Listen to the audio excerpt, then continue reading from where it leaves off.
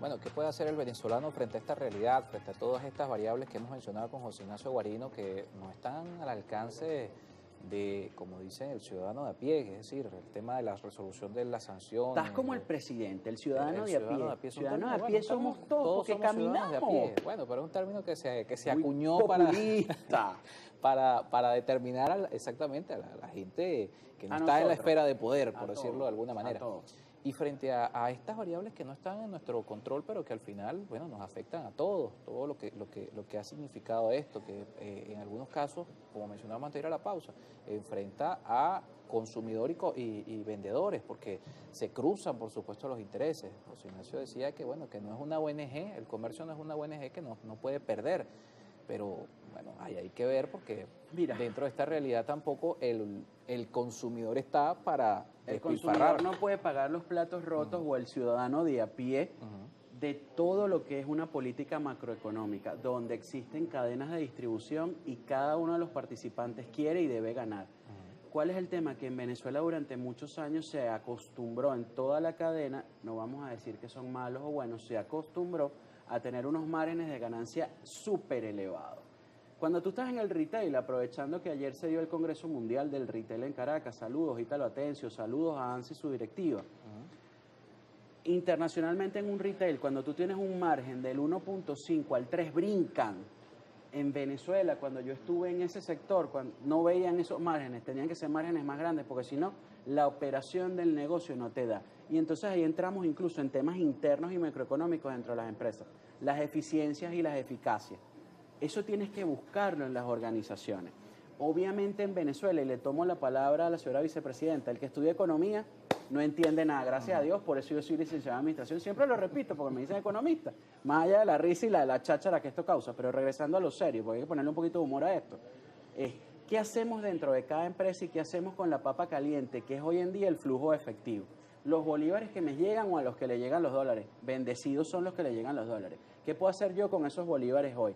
Donde tú bien lo dices en tu otra parte, en tu otra vida, que eres productor agrícola. ¿Cómo me muevo si no tengo acceso al crédito? ¿Cómo me muevo si mi materia prima me la cobran única y exclusivamente en dólares? Entonces entramos en la diatriba de, bueno, pero es que ahora mi proveedor me está cobrando en euros y eso es ilegal porque la estructura tiene que estar empresada en euros porque si no, el convenio cambiario 1, si me equivoco, por favor corríjanme, que es el que da vigencia a esto y que le da marco legal, no dice eso, yo me lo leí, a lo mejor me salté algo.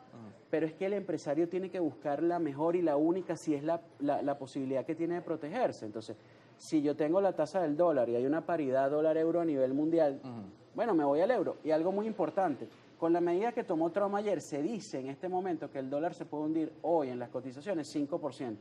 Venezuela es el único país del mundo donde el dólar se está devaluando por todo lo que está haciendo Donald Trump y aquí se aprecia. Eso es igual que los vehículos en Venezuela. Los carros usados en Venezuela tienen unos precios exorbitantes, mientras que en cualquier otra parte del mundo tú sacas un carro al concesionario y a los 10 metros ya vale 30% menos. Esas son las cosas que hay que sincerar en la economía, pero es que la economía venezolana tiene altísimas distorsiones todavía, así esto no le guste a muchos de mis amigos en el sector oficial, pero es una realidad. Tú me preguntabas, ¿qué vamos a hacer? Entre esas distorsiones, antes de pasar al qué vamos a hacer, porque dentro de esas distorsiones la gente puede ver, bueno, que hay una contracción de su capacidad de compra y hablar de este tema de las dificultades de la empresa, pero ver que hay una cantidad increíble de nuevas marcas, competencias en rubros como el caso del arroz, el caso de la pasta, el caso de la harina, donde vemos una cantidad de marcas que no se veían hace... Entonces, ¿cómo el venezolano entiende que el empresariado está mal cuando están creciendo la oferta de empresas y de productos? Hay múltiples expandiendo, o sea, por ejemplo, una marca que era tradicionalmente de arroz, ahora hace harina, no voy a decir cuál, bueno, nos paga. Y que está en el estado portugués. Ajá. Bueno, pero es que eso es una marca de tradición, pero existía así como que algunas barreras o autobarreras que se imponían entre ellos mismos. Yo no voy a producir harina de trigo, bueno, porque tal es la líder. Eso no importó en Venezuela y Ibero. Dijeron, si yo me voy y compito, puedo capitalizar. Creo que más o menos se mordió un 30% del mercado. ¿Por qué? Porque los drivers en Venezuela comenzaron a hacer precio. Precio y calidad, la relación precio-valor. Eso se empezó a mover en Venezuela.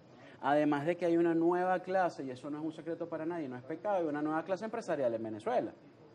No vamos a discutir de dónde vienen los fondos o no, de cómo vienen o no, pero están en el mercado. Son un actor Son unos actores importantes y tienen derecho a colocar sus fondos en Venezuela. Asumieron el riesgo. Estas empresas, la que tú mencionaste que está en el Estado portuguesa, que se conocía por arroz y ahora tiene harina de 1 kilo, por cierto. Y si no es verdad de 1 kilo o no, que es azul, vale, le estamos haciendo casi que cuña, la cobra Peñalosa. El tema está en ellos asumieron ese tema del riesgo de entrar con esa producción, el empaquetado, la cadena productiva, lo que es la línea de producción. Y eso tiene que tener un premio. Pero no todos los empresarios tienen esa apetencia al riesgo por entrar en Venezuela. Macroeconómicamente Venezuela se ve de una forma, pero microeconómicamente en la base de la pirámide se ve de una manera distinta. ¿Cuál es el principal problema que tenemos todos los venezolanos? El poder adquisitivo. Si nuestro poder adquisitivo estuviera rondando más o menos entre los 500, 600 dólares, pudiéramos acceder a la cesta básica únicamente. Claro. Pero se dice que solo el 95% de los venezolanos vive con 350 dólares. Entonces, ese gap, ¿cómo se va a compensar? ¿Cómo se va a hacer? Bueno, porque todos tenemos más de un ingreso, más de un trabajo. El emprendimiento, o salgo de esta oficina y me voy a la otra, o conduzco un vehículo, o conduzco una moto, ese tipo de cosas. Y eso no termina siendo sano para la sociedad, porque entonces, aquello que se nos decía hace muchos años, lo del sueño americano, pero después venía el que se fue al sueño americano y te decía, mira, eso no es tan así. Allá tú vives para trabajar o trabajas para vivir. Y eso se está dando en Venezuela. En Venezuela tú veías a nuestros padres 30 años en un organismo público, en un organismo, se jubilaban y tenían buena calidad de vida. Claro, eso se acabó. Para remodelar, las utilidades, el bono navideño, el aguinaldo, compraban la casa, compraban el carro, se iban de vacaciones, etcétera. Era otra calidad de vida, era otro momento. Pero los entornos altísimamente volátiles, vulnerables y ansiosos en los que estamos viviendo en este momento en el mundo, ya nos dieron otra cosa. Y el COVID terminó de cambiar las reglas del juego.